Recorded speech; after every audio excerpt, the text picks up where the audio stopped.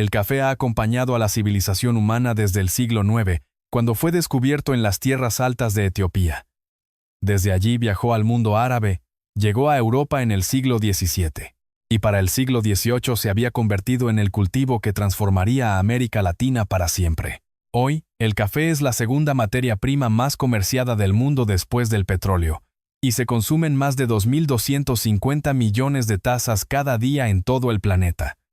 América Latina no solo bebe café, América Latina produce café. Brasil, Colombia, Honduras, México, Perú y Guatemala están entre los mayores productores del mundo. Y el café no es solo una bebida en nuestra cultura. Es un ritual. Es el café de olla que tu abuela preparaba en Oaxaca con canela y piloncillo. Es el cortado de las 5 de la tarde en Madrid. Es el tinto que acompaña la conversación en Bogotá. Es el cafecito cubano que cierra el almuerzo. Es la cafetera italiana que silba cada mañana en cocinas desde Buenos Aires hasta Barcelona. Y sin embargo, durante décadas, la medicina miró al café con desconfianza. Se advertía que causaba hipertensión, arritmias, insomnio, osteoporosis, incluso cáncer. Los médicos recomendaban dejarlo como un paso obvio hacia una vida más sana. Pero la ciencia comenzó a profundizar. Desde principios de los años 2000, cientos de estudios a gran escala han examinado esta bebida, y en el año 2017, la revista médica BMJ publicó una revisión que reunió más de 200 metaanálisis para esclarecer la relación entre el consumo de café y los principales desenlaces de salud: riesgo cardiovascular, metabolismo de la glucosa, función neurológica, enfermedad hepática, cáncer y longevidad. Este video no busca convencerte de beber café ni de dejarlo. El objetivo es ayudarte a entender lo suficiente para tomar tu propia decisión con base en evidencia real. Antes de hablar de la biología, derribemos 5 mitos que probablemente escuchaste alguna vez. Primer mito: el café te deshidrata. Falso. El café tiene un efecto diurético leve. Sí, pero el agua que aporta supera con creces el agua que te hace eliminar. El balance hídrico final es positivo. Tu taza de café cuenta como parte de tu hidratación diaria. Segundo mito: el café más oscuro y amargo tiene más cafeína. Falso. Y de hecho es al revés. El tostado oscuro destruye parte de la cafeína. Un espresso de tostado claro suele tener más cafeína que uno de tostado muy oscuro. El sabor intenso no significa más estimulante. Tercer mito: el café causa hipertensión crónica. Solo parcialmente cierto. En personas que no consumen café habitualmente, una taza puede elevar la presión arterial de forma transitoria. Pero en quienes lo beben con regularidad, el cuerpo desarrolla tolerancia, y el efecto sobre la presión a largo plazo es mínimo o nulo. Los estudios poblacionales no encuentran asociación entre el consumo habitual moderado y la hipertensión crónica. Cuarto mito: el café descafeinado no tiene cafeína. Falso. Una taza de descafeinado contiene entre 2 y 15 miligramos de cafeína. Es muy poco, pero no es cero. Para personas extremadamente sensibles, esto puede importar. Quinto mito: el café endurece las arterias. Al contrario, estudios recientes sugieren que el consumo moderado se asocia con mejor función endotelial y menor rigidez arterial. Gracias a los polifenoles que veremos en un momento, con estos mitos a un lado, podemos hablar de lo que realmente hay dentro de tu taza. Cuando hablamos de los efectos del café, la gente suele atribuir todo a un solo compuesto: la cafeína. Pero esto es una simplificación enorme. Una taza de café contiene más de 1000 compuestos distintos. Durante el tostado y la preparación, algunos se destruyen, otros se crean, y el resultado es una matriz biológica tan compleja que los científicos siguen descubriendo nuevos componentes hasta hoy. Esto es importante recordarlo. En una taza de café, no actúa una molécula, actúa todo un ecosistema químico. 4 grupos de compuestos merecen atención especial. El primero es la cafeína. La cafeína no genera energía nueva en tu cuerpo. Lo que hace es engañar a tu cerebro. En tu sistema nervioso hay una molécula llamada adenosina. Cuando llevas horas despierto, la adenosina se acumula y envía la señal de que estás cansado. La cafeína tiene una forma molecular muy parecida a la adenosina, así que cuando llega al cerebro, ocupa los receptores donde la adenosina debería acoplarse. La señal de cansancio queda bloqueada. Como resultado, el cerebro libera más dopamina y norepinefrina, y sientes esa sensación de alerta, foco y energía. Pero la adenosina no desaparece. Sigue acumulándose mientras la cafeína bloquea los receptores. Cuando la cafeína se metaboliza, sigue acumulando. Toda esa adenosina acumulada cae de golpe, y por eso muchas personas sienten más cansancio después de que el efecto pasa. La velocidad con que tu hígado procesa la cafeína depende en gran medida de la genética, específicamente del gen CYP1A2. Hay personas que metabolizan la cafeína muy rápido y otras que la conservan en sangre durante muchas horas. Por eso, la misma taza puede dejarte tranquilo o dejarte con palpitaciones toda la tarde. El segundo grupo son los ácidos clorogénicos, una familia de polifenoles. Estos compuestos modifican la forma en que tu cuerpo maneja el azúcar. Hacen más lento el paso de glucosa a la sangre y mejoran la sensibilidad de las células a la insulina. El resultado es que tu glucemia después de comer sube de forma más suave. También tienen propiedades antioxidantes, reducen la inflamación crónica y alimentan a las bacterias beneficiosas de tu intestino. Si la cafeína actúa sobre tu cerebro, los ácidos clorogénicos actúan sobre tu metabolismo.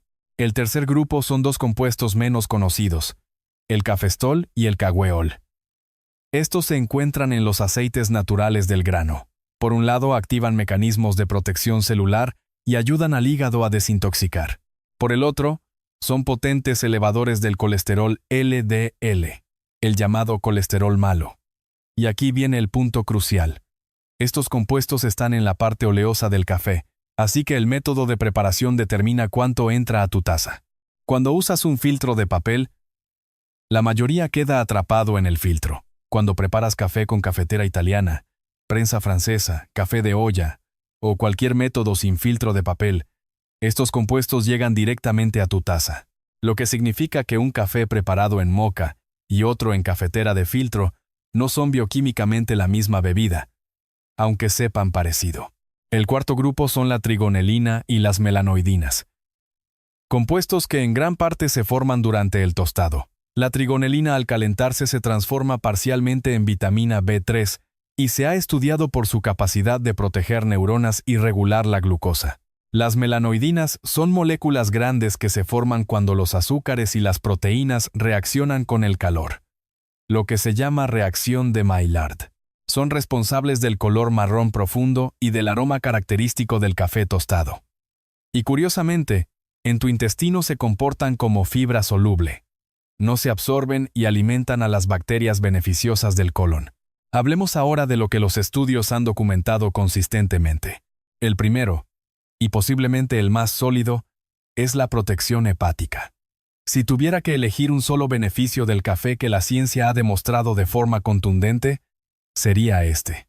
El consumo regular de café se asocia con menor riesgo de cirrosis, hígado graso no alcohólico y cáncer hepatocelular. Y este efecto no aparece solo en personas sanas.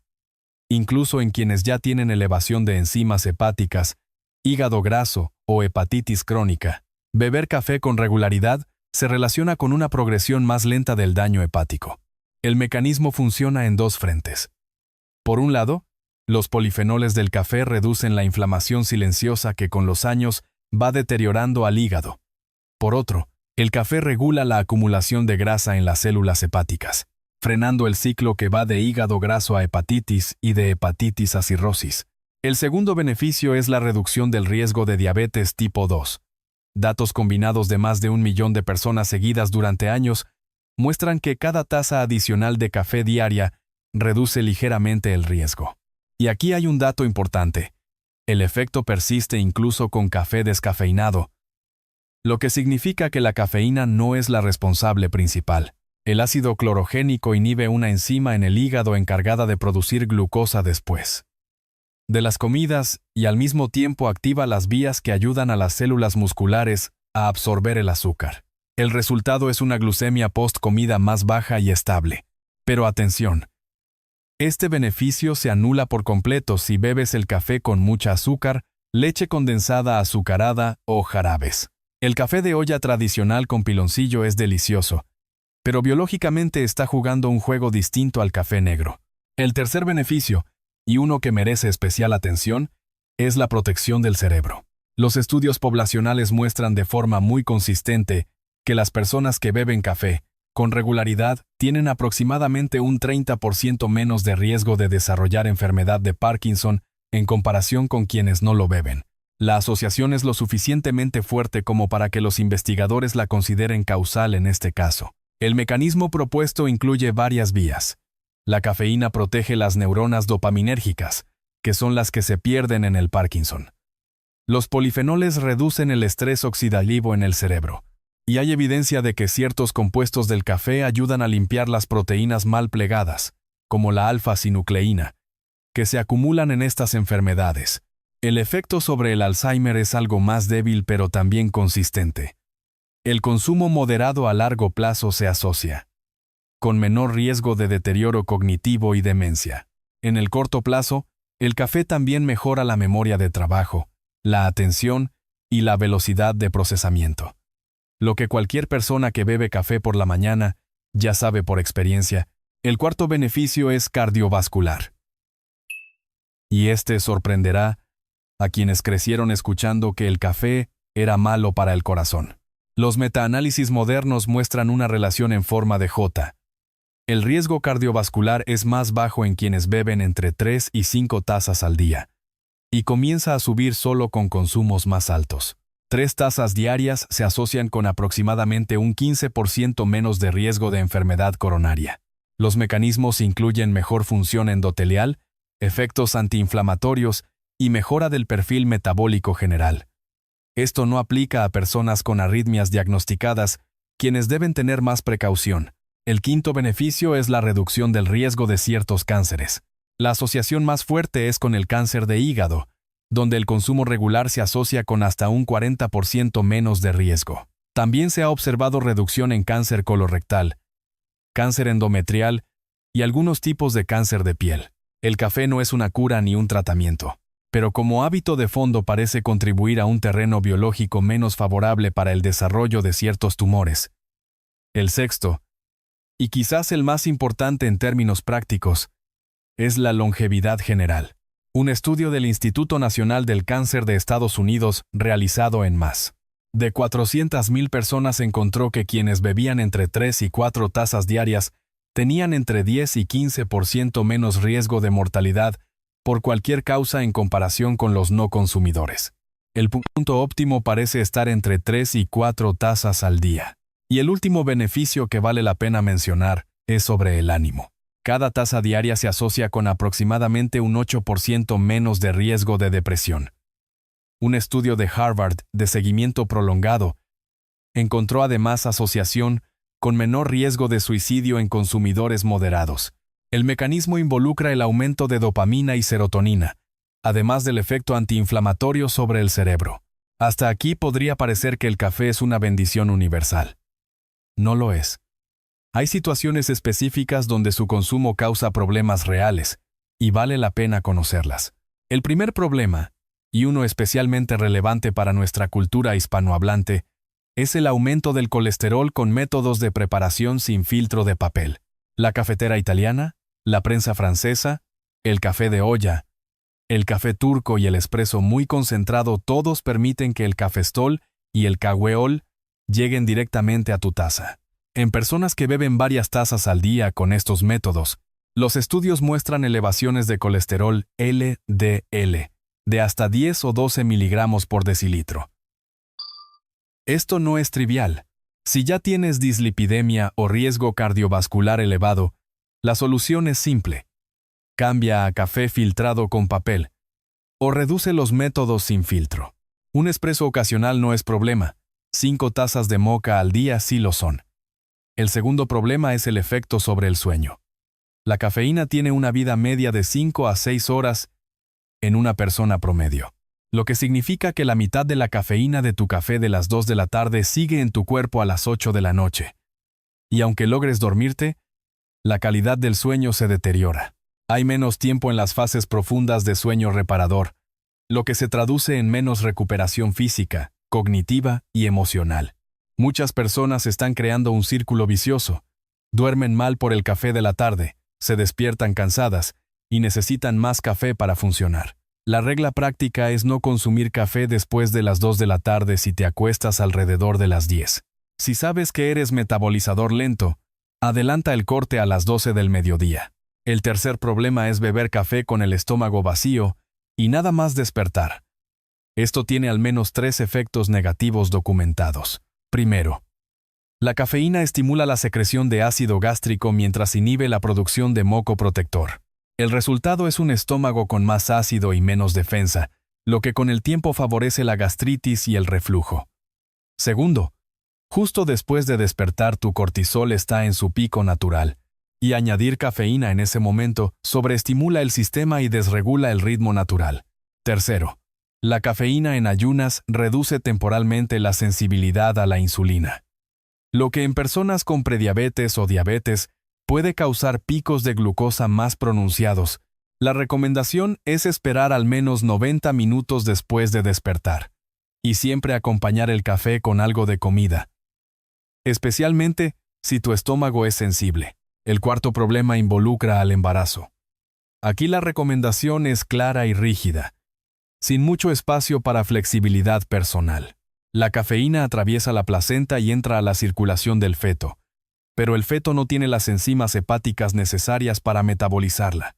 Esto significa que la cafeína se acumula en el bebé en concentraciones mucho mayores que en la madre y produce constricción de los vasos placentarios, reduciendo el flujo de nutrientes.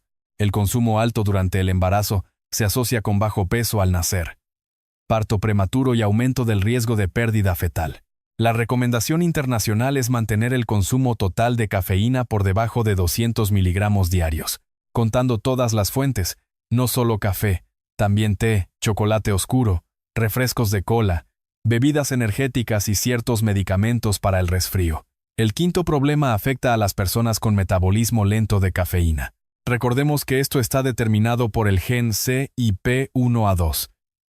Si tienes la variante lenta, la cafeína permanece más tiempo en sangre y produce palpitaciones, ansiedad, insomnio y elevación de la presión arterial con dosis que otras personas toleran sin problemas. Si tienes hipertensión y además eres metabolizador lento, el café en exceso puede aumentar tu riesgo cardiovascular. El sexto problema, y el menos preocupante de todos, pero conviene mencionarlo, es el calcio óseo. El café aumenta ligeramente la excreción de calcio por la orina, pero la cantidad perdida se compensa con apenas 2 cucharadas de leche. En personas con dieta adecuada en calcio, este efecto es clínicamente irrelevante. En mujeres posmenopáusicas con baja densidad ósea y dieta pobre en calcio, el consumo crónico de muchas tazas al día puede contribuir marginalmente a la pérdida ósea. No hace falta dejar el café, solo asegurar una ingesta adecuada de calcio. América Latina y España tienen una relación con el café que va más allá del consumo. Somos el corazón de la producción mundial, y nuestra cultura ha desarrollado preparaciones únicas que merecen una mirada bioquímica específica. El café de olla mexicano se prepara hirviendo el café molido junto con canela y piloncillo en agua. Tiene 3 particularidades. Primero, al ser un método sin filtro de papel, mantiene todos los aceites del café, incluyendo el cafestol y el cagueol. Segundo, la canela aporta sus propios compuestos beneficiosos, incluyendo cinamaldehído, que tiene efectos modestos sobre la sensibilidad a la insulina.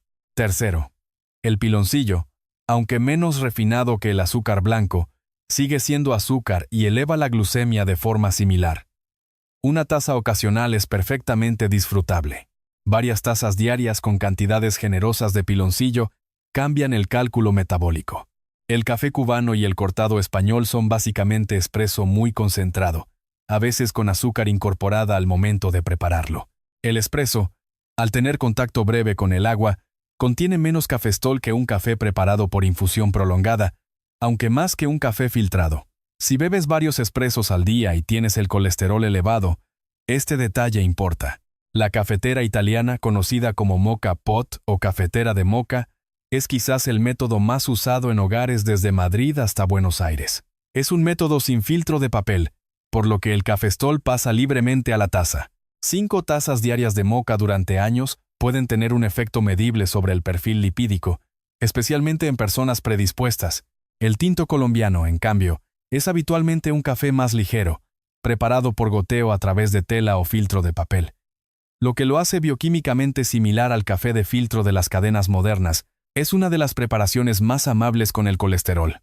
El café instantáneo, que es extremadamente común en muchos hogares latinoamericanos, pierde una proporción significativa de polifenoles durante su procesamiento industrial. Sigue teniendo cafeína y algunos beneficios, pero los efectos protectores asociados al café están más documentados con café preparado a partir de grano. Y vale la pena mencionar el carajillo, popular tanto en México como en España. La combinación de cafeína y alcohol enmascara la sensación de embriaguez, ya que la cafeína bloquea la percepción del cansancio inducido por el alcohol, pero no revierte ninguno de sus efectos sobre los reflejos, el juicio o el hígado. Esta combinación se asocia con mayor riesgo de consumo excesivo y de accidentes. Disfrutado ocasionalmente está bien. Como hábito frecuente, plantea riesgos específicos. El momento óptimo para tomar café no es nada más despertar, como mucha gente asume. El cortisol, la hormona que te activa por la mañana, alcanza su pico natural entre los 30 y 60 minutos después de despertar. Tomar café justo en ese pico es redundante biológicamente y, con el tiempo, hace que tu cuerpo dependa de la cafeína para hacer algo que haría solo. La ventana ideal para la primera taza es entre las 9:30 y las 11:30 de la mañana, cuando el cortisol natural empieza a descender y la cafeína realmente aporta algo. Si vas a entrenar, una taza de café entre 30 y 45 minutos antes del ejercicio mejora el rendimiento, la fuerza y la resistencia. La cafeína moviliza los ácidos grasos y aumenta la disponibilidad de energía. Evita tomar café junto con las comidas principales si tienes anemia o riesgo de deficiencia de hierro, ya que los polifenoles del café reducen la absorción del hierro vegetal. 1 hora de separación es suficiente. Y la regla más importante para tu sueño: no tomes café después de las 2 de la tarde. Si eres metabolizador lento, adelanta el corte a las 12. Para cerrar, algunas recomendaciones prácticas según tu situación. Si eres una persona sana, puedes consumir hasta 400 miligramos de cafeína diarios, lo que equivale aproximadamente a 3 o 4 tazas de café filtrado. Evita el estómago vacío y la cafeína después de las 2 de la tarde. Si tienes diabetes tipo 2 o prediabetes, el café puede beneficiarte, pero controla estrictamente el azúcar añadido. El café de olla con piloncillo abundante, el café instantáneo azucarado y todas las variantes dulces deben evitarse. Si tienes colesterol elevado o dislipidemia, el factor crítico no es la cantidad sino el método de preparación. Cambia la moca, la prensa francesa o el café de olla por café filtrado con papel. El espresso ocasional está bien. El espresso diario en grandes cantidades, no tanto. Si estás embarazada, mantén la cafeína total por debajo de 200 miligramos diarios, contando todas las fuentes. En el primer trimestre, lo más prudente es reducir al mínimo. Durante la lactancia, si no puedes prescindir, toma el café justo después de amamantar para que los niveles bajen antes de la próxima toma. Si eres mayor de 65 años, recuerda que tu metabolismo de cafeína es más lento. Limita el consumo a la mañana. Y ten en cuenta que la cafeína puede interferir con algunos medicamentos crónicos. Si tienes reflujo o gastritis activa, suspende completamente durante los brotes. Cuando estés estable, puedes reintentar con café bajo en acidez, siempre después de comer, diluido y sin pasar de 100 a 150 miligramos de cafeína al día. El café no es malo, pero tampoco es un medicamento. Bien tomado, es uno de los hábitos más saludables que puedes mantener. Pero bien tomado no es un estándar único para todas las personas. La misma dosis de cafeína a una persona la deja tranquila y a otra le quita el sueño toda la noche. La misma taza preparada en moka o filtrada con papel son dos bebidas bioquímicamente distintas. El mismo hábito de café por la mañana significa cosas muy diferentes para una persona sana y para una mujer embarazada. Lo único más importante que cuánto café tomas es entender qué estás tomando, cuándo lo estás tomando y cómo está respondiendo tu cuerpo. Ningún hábito es bueno si se practica ciegamente. ni siquiera los que la ciencia ha demostrado beneficiosos. La mejor taza de café no es la más cara ni la preparada con el método más sofisticado. Es la taza que disfrutas con intención, en el momento adecuado y con conocimiento de tu propio cuerpo. Elige el café si realmente hace tu vida mejor. Gracias por acompañarnos. Si quieres seguir explorando con nosotros la ciencia del cuidado de la salud desde la raíz, suscríbete al canal. Activa la campanita de notificaciones y comparte este video para que más personas puedan acceder a información médica precisa y útil. Nos vemos en el próximo video.